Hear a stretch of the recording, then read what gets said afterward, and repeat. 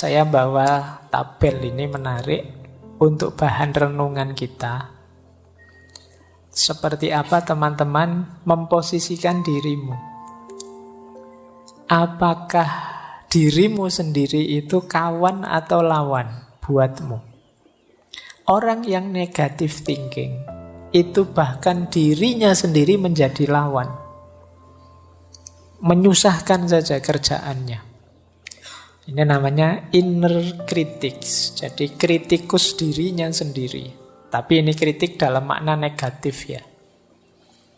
Ada yang inner ally. Ally itu berarti sekutu. Jadi kita bisa berkawan, saling mendukung dengan diri kita sendiri.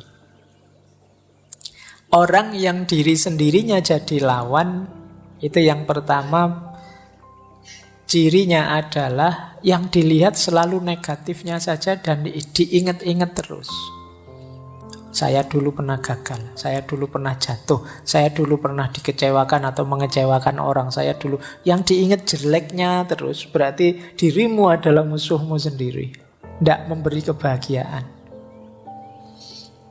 Ciri pertama itu. Ciri kedua, dirimu jadi musuh kalau engkau sibuk dengan komentar dari luar dan hanyut oleh komentar dari luar, tidak jadi dirimu sendiri.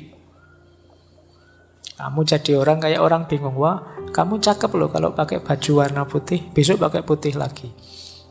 Nanti temennya yang satu bilang, oh enggak, kalau kamu itu lebih cakep kalau mau pakai baju warna hitam. Besok beli baju warna hitam dipakai lagi. Capek kamu kalau mendengarkan komentar dari luar. Loh, kalau dirimu tipe begitu berarti dirimu lawanmu sendiri. Jadi disibukkan oleh komentar pandangannya orang dari luar. Kamu posting apa terus yang jempoli kok sedikit, sementara posting yang jenis ini yang jempoli banyak, terus kamu pingin niru. Ternyata masih kalah dengan jenis ini. Kamu niru yang terus kamu tidak punya identitas. Yang lihat channelmu bingung, ini channel apa tuh ya? Isinya ada nyanyinya, ada horornya, ada kamu ngikuti tren ngalur ngidul kiri kanan sesuai yang sedang in. Akhirnya malah ruwet. Kamu mendengarkan usul tidak punya jati diri. Nah itu berarti apa? Lawanmu adalah dirimu sendiri. Ada lagi inner critic itu dirimu selalu berprasangka buruk dan tidak punya tujuan. Jadi selalu lihat jeleknya saja. Itu kan seperti tadi. Itu berarti musuhnya dirimu sendiri. Kalahkan dirimu yang hanya lihat jeleknya saja. Segala sesuatu. Kalau sudah terlatih lihat jeleknya, nanti kamu tepis. Kalau dia komentar, jangan pakai baju itu, lucu. Tidak apa-apa, saya ingin pakai baju ini aja. Kenapa sih? Coba dilawan dirimu. Kadang-kadang perlu dikerasi sedikit begitu. Biar tidak manja dengan persepsi-persepsi negatifnya. Kemudian diri yang selalu mengkritik itu biasanya diri yang jadi sumber kegalauan. Galau oleh kekurangan-kekurangan kita. Ya kita yang paling tahu kekurangan kita. Tapi kekurangan kita itu kan jalan untuk kita berusaha memperbaiki diri, bukan jalan untuk galau. Tapi diri yang serba negatif tadi tiap hari menyusahkan kita dengan kegalauannya. Jadi ini coba kita cek diri kita sendiri sebagai apa. Alhamdulillah kalau diri kita adalah sekutu yang baik, teman yang hebat. Ini kebalikannya yang negatif tadi. Kalau ini positif, teman yang hebat itu fokus pada semua pengalaman, tidak dipilih-pilih. Pengalaman baik, pengalaman buruk diterima. Kemudian yang baik diingat-ingat, diambil yang bagus-bagus, kemudian yang buruk diambil pelajaran, harusnya bagaimana untuk meningkatkan diri. Ini berarti diri kita jadi teman yang baik. Tidak sekedar ngeritik, ya memang ada jeleknya kita terima, tapi untuk dijadikan pelajaran ke depan, biar kita tambah baik. Nah, kalau tentang komentar orang, ya semua komentar silahkan masuk, tapi aku nanti yang menentukan mana relevan, mana tidak relevan, mana cocok, mana tidak cocok. Terima kasih usulnya, tapi saya punya persepsi sendiri. Nah, ini berarti jiwa kita teman yang enak. Jadi tidak sekedar membawa kita diombang-ambing komentar-komentar, pandangan-pandangan dari luar. Kadang-kadang jiwa kita menguatkan kita sendiri, yakinlah bahwa ini baik, lanjut saja, tidak usah terlalu mendengar orang lain. Nah, ini dia sekutu yang baik. Kemudian inner ally juga percaya diri, tidak minder. Jadi orang percaya diri itu ya tidak mudah dipengaruhi. Jelas tujuan dan sadar proses. Apa-apa ya perlu proses. Untuk mencapai tujuan perlu proses-proses. Kalau inner ally membanggakan kelebihan. Jadi kalau tadi yang inner kritik itu kan galau oleh kelemahan. Kalau ini melihat positifnya diri. Iya sih, nilaiku jelek, tapi alhamdulillah aku masih semangat. Nah, lihat positifnya. Iya sih, sampai usia sekian aku masih jomblo, tapi tidak apa-apa, aku jomblo yang bahagia kok. Nah, itu jadi lihat sisi diri yang positifnya. Oh, kalau yang inner kritik tadi, ada masalah sedikit, dia pontang-panting galau. Gelap duniaku, aku harus bagaimana lagi?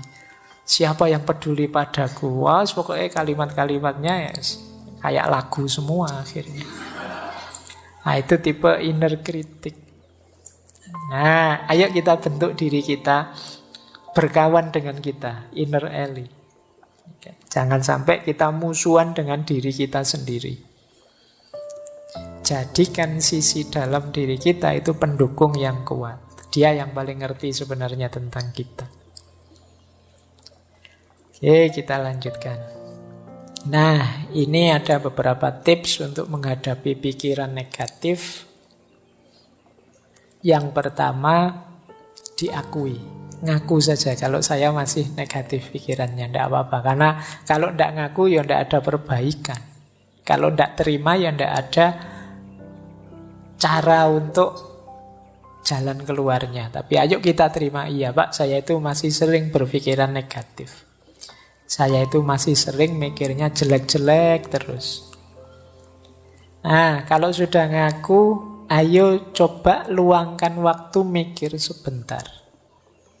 Kenapa sih aku kok berpikirnya seperti ini ya? Sumbernya dari mana? Asal-usulnya dulu gimana kok aku ini jadi negatif sekali? Terus coba dihitung untungnya apa sih pikiran ini untukku? Atau alasannya apa, buktinya apa kalau pikiranku ini benar, atau jangan-jangan hanya ketakutanku saja. Terus tanyakan juga, apa pikiranku ini sudah tidak teratasi, tidak bisa diubah? Mestinya ya bisa ya. Atau aku perlu tidak bantuan orang lain untuk mengatasinya? Nah, coba dijawab pertanyaan-pertanyaan ini untuk menyingkirkan pikiran negatif. Kalau sudah tuntas menjawab, ketahuan asal-usulnya, langkah ketiga yaitu reframing. Kita frame ulang. Kalau tadi melihat sisi negatifnya, sekarang saatnya melihat sisi positifnya. Nah, tema malam hari ini kan bersih-bersih pikiran negatif. Antara lain caranya ini. Kita akui, kita uji, dan kita bikin frame ulang yang positif. Nah, ini pikiran positifnya. Cara untuk melatih berpikir positif adalah yang pertama, ayo mengenali kelebihan-kelebihan dan keberhasilan-keberhasilan kita. Tidak ada orang itu yang hidupnya negatif terus. Pasti pernah mengalami hal-hal positif. Bila perlu ditulis. Boleh teman-teman kalau ada waktu ya, bawa kertas atau buku tulisan. Kelebihanku itu apa saja sih kira-kira? Nah, 1, 2, 3, 4, 5 apa saja. Pasti ada kok kalau teman-teman jeli. Tidak mungkin tidak ada kelebihan sama sekali. Ya kemungkinan banyak tapi tidak ketahuan saja. Kalau kalian jeli mungkin ketemu, oh ternyata saya itu orangnya begini, orangnya begitu. Coba ditulis saja. Ini membawa kita nanti pada rasa syukur. Iyalah ternyata dari sekian banyak kelebihanku, hanya satu ini toh kekuranganku. Lah terus kenapa selama ini hidupku kok murung terus ya?